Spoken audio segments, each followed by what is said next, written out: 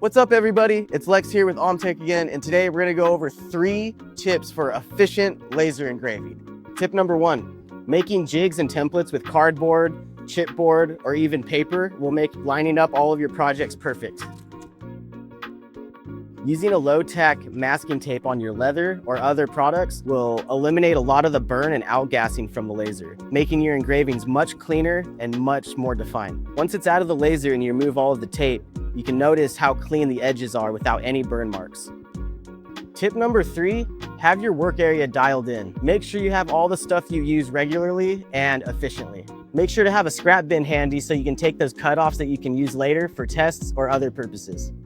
Here's just a few tips and tricks that you can use to have an efficient laser process while making orders. And like always, make sure to like, subscribe, and hit that bell notification for all of the upcoming laser content.